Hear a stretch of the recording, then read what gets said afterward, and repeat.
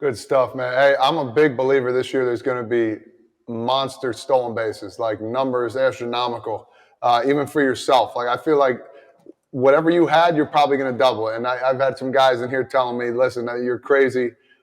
They think team-wise there's going to be a lot more, which I do too. Like, what number do you think, where do you think you're going to be at this year? I feel like, honestly, you're going to be in the 50, 60 range in stolen bases. I feel like there's an opportunity for you. Dude, people don't give enough credit to how big those bases are, man. It's insane. Spring training, I stole 2 bases in one game. The first one I stole sliding in one. Second, I was like, I'm gonna see if I can stand up and steal this base, and I ended up doing it, dude. It was like, okay, this is gonna be a fun year. My legs stay under me and they stay healthy.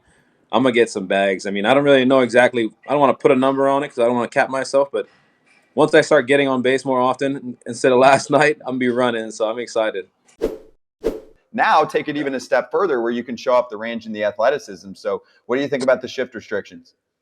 Dude, I love it, man. I do. I think it just brings back the pureness of the game, bro. You can't take away all these hits from these guys. Oh, man, Freddie Freeman used to line out to me in short right all the time, and I'd feel so bad, dude, catching his line trucks. He's hitting balls me like 106, and I'm right here just, sorry, Freddie. Got you, bud. It's just like, God.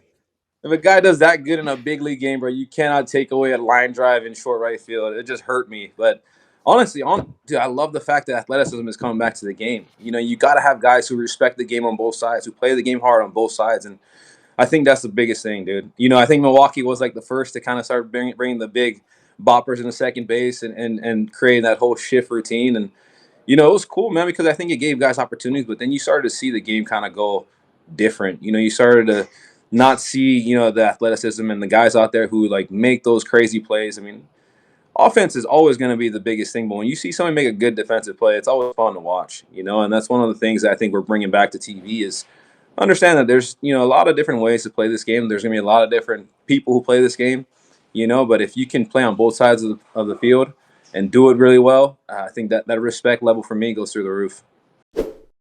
I like Seattle, not as much as Scott likes Seattle, but man, that environment looked incredible last night at the game. Tell us about it compared to what you've been through, Milwaukee postseason, St. Louis postseason. You're a limelight guy. Was that a limelight game?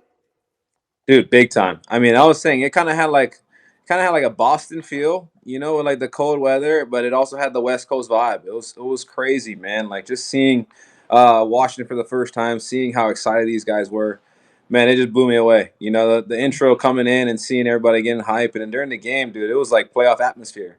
Like every single big situation, they were on their feet. Every single time Julio stepped up, they're on their feet, man. It was the coolest thing ever. So, it's my 10th year, but it felt like my first, man, last night.